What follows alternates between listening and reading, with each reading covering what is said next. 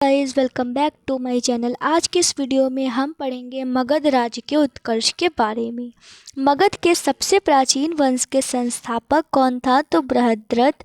इसकी राजधानी क्या थी? गिरिब्रज राजगृह।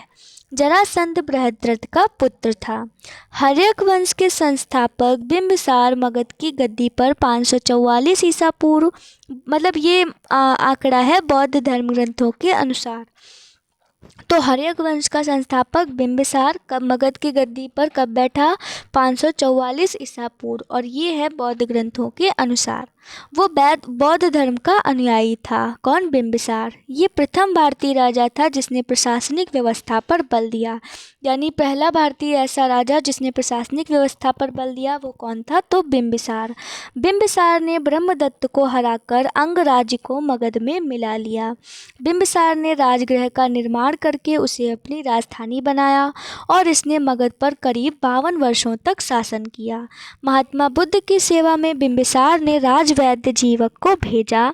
अवंती के राजा प्रद्योत जब पांडु रोग से ग्रसित थे, उस समय भी बिंबिसार ने जीवक को उनकी सेवा शुश्रूषा के लिए भेजा था।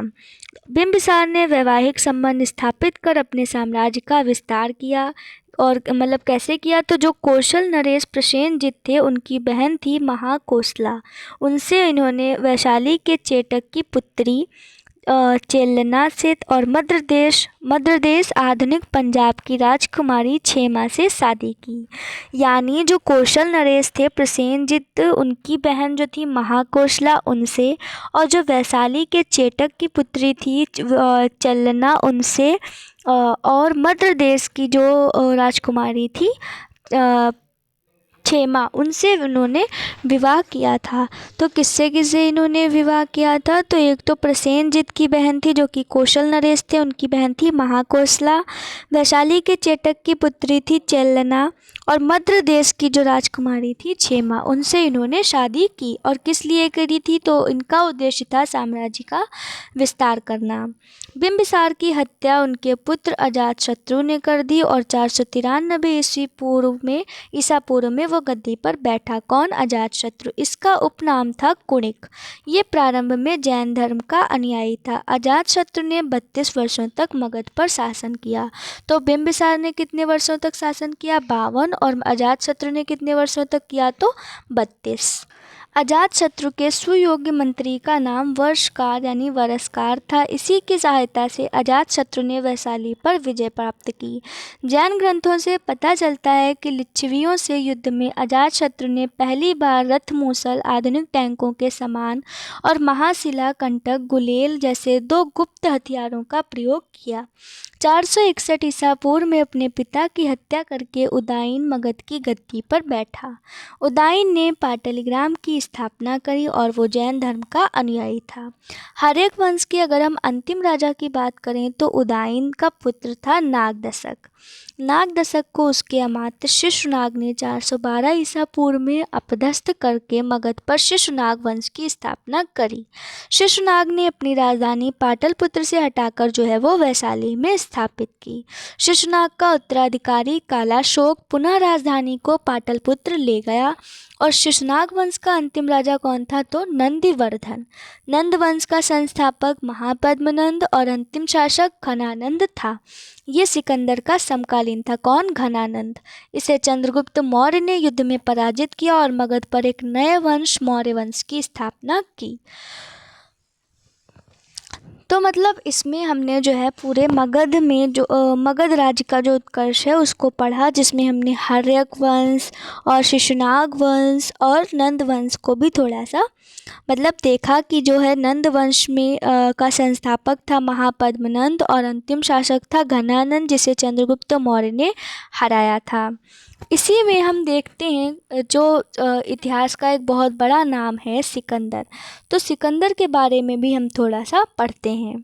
तो सिकंदर के बारे में अगर हम देखें तो उसका जन्म 356 ईसा पूर्व में हुआ और उसका पिता कौन था? तो फिलिप। उनके यानी पापा जो थे, उनके जो फादर थे, उनका नाम क्या था? तो उनके पिता का नाम था फिलिप। क्या नाम था उनके पिता का? फिलिप। फिलिप 359 ईसा पूर्व में मकदूनिया का शासक बना, जिसकी हत्या 329 ईसा पूर्व में कर दी गई। सिकंदर जो है वो अरस्तु का शिष्य था। तो सिकंदर किसका शिष्य था? अरस्तु का। सिकंदर ने भारत विजय का अभियान 326 ईसा पूर्व में प्रारंभ किया। तो जो अरस्तु थे उनका शिष्य था सिकंदर, जिसने जो भारत को विजय मतलब भारत पर विजय पाने का अभियान उसने कब स्टार्ट किया सिकंदर ने? तो 326 ईसा पूर्व में।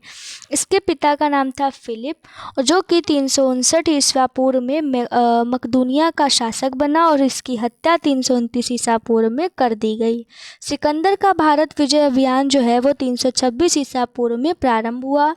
सिकंदर के सेनापति का नाम था सेल्यूकस निकेटर। इनके बारे में भी हम अक्सर पढ़ते हैं या सुनते हैं सेल्यूकस निकेटर के बारे में। तो सेल्यूकस निकेटर कौन था? तो जो सिकंदर था उसका वो सेनापति था। सिकंदर को पंजाब के शासक पोरस के साथ युद्ध करना पड़ा। तो सिकंदर जो है उनको पंजाब के शासक जो पोरस था उसके साथ युद्ध करना पड़ा, जिसे हाइडेस्पीज के युद्ध या झेलम यानी वितस्ता का युद्ध के नाम से जाना जाता है। तो जो सिकंदर है उसे पोरस जो शासक हैं उनके साथ युद्ध करना पड़ा, जो कि पंजाब का शासक था। और इस युद्ध को क्या कहते हैं? तो हाइडेस्पीज या फिर झेलम या वितस्ता का युद्ध। सिकंदर की सेना ने व्यास नदी, जिसका प्राचीन नाम क्या है? विपाशा, और यूनानी नाम क्या है? हाइफासिस, के पश्चिमी तट पर पहुंचकर उसे पार करने से इनकार कर दिया। यानी जो सिकंदर की सेना थी जब वो व्यास नदी के तट पर पहुंची पश्चिमी तट पर, तो उसने जो है उसे पार करने से इनकार कर दिया। और सिकंदर स्थल मार्ग जो सिकंदर था वो स्थल मार्ग द्वारा 325 ईसा पूर्व में भारत से लौटा। सिकंदर की मृत्यु कब हुई? उसके ठीक 2 ईसा पूर्व यानी कि 323 ईसा पूर्व में। कहाँ पर? तो बेबीलोन में 33 वर्ष की अवस्था में, यानी बहुत ही कम अवस्था में उसकी मृत्यु हो गई। सिकंदर का जल सेनापति था उसका नाम था निर्याकस। इनके बारे में भी हम इतिहास में सुनते हैं कि ये जो है वो सिकंदर के जल सेनापति थे। सिकंदर के अगर हम प्रिय घोड़े की बात करें तो वो था बहुकेफला। इसी के नाम पर इसने झेलम नदी के तट पर बहुकेफला नामक नगर बसाया था।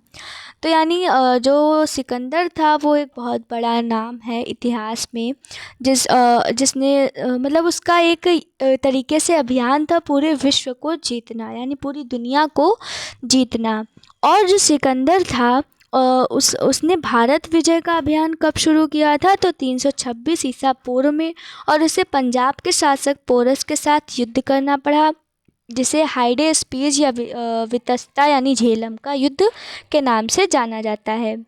और जो सिकंदर है उसकी सेना जब व्यास नदी के पश्चिमी तट पर पहुंची तो उसने उसे पार करने से मना कर दिया। और व्यास नदी का प्राचीन नाम क्या है? विपाशा, और यूनानी नाम क्या है? तो हाइफासिस।